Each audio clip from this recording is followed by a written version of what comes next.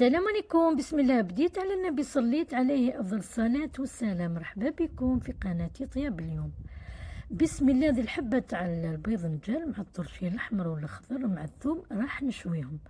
هنا ما عنديش بابي كويسون، درتهم في الاليمينيو بصح انتي ديري باش نشويهم. نوري لك الفرق. هادو اللي ما درتلهمش بابي يجوك هكذا مشوطين وما يجيكش بنين في الشلاضة ويجوك مرين. لازم نديروهم في البابي كويسو ولا ليمينو ونشويهم. هنا بعد ما شويت البيض النجال والطرشي انا حبيت نشويهم على النار باش يجيني البنه وريحتهم هايلين ويجوني بنان. انت تحبي ديريهم في الفور، امسحيهم مسحه خفيفه بالزيت وديريهم يطيبوا.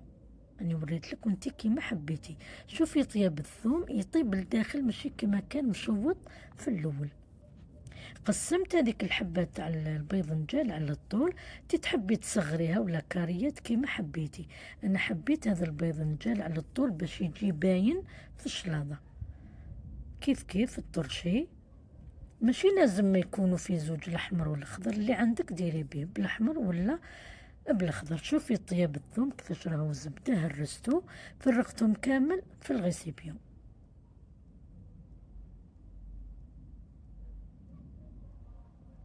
هذا حمص طايب ومجداتو من قبل. شوفي كيفاش راهو الزبده، نحيت له هذاك الغلاف ولا القشور نتاعهم. بزاف يستغربوا الشلاضه بالحمص كيما نديروه طياب نديروه شلاضه. فرغت عليه البيض نجال والطرشي ووجدت لاصوص.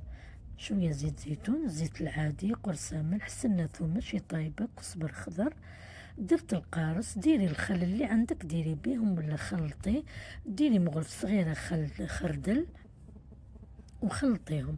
كاين انواع بزاف تاع لاصوص تاع الشلاضه، ان شاء الله ندير لكم فيديو كامل غير على لاصوص، جو هايلين وبنان. خلطتهم مع هذاك الحمص والطرشي والبيض نجان. هنا فرغتهم في طبق. شوفي كيف جاي شاهي ويعمر العين مع هذوك الالوان الحموريه والخضوريه. جاي شاهي غير بحبه حبه تاع طرشي وبيض نجال، جاوي شاهي. شوفي الطول تاع الطرشي والبيض نجال كي درتهم بالطول جاو باينين. شبحتهم بالطوماطيش وانتي شبحي كيما تحبي وكيما تعرفي.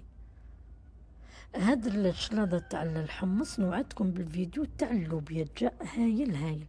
ان شاء الله تسييه ويعجبك وتاكلوه بالصحه والهنا. وكتبي لي واش رايك في هاد الشلاضه. نقول لكم بصحتكم، صلوا على النبي والسلام عليكم.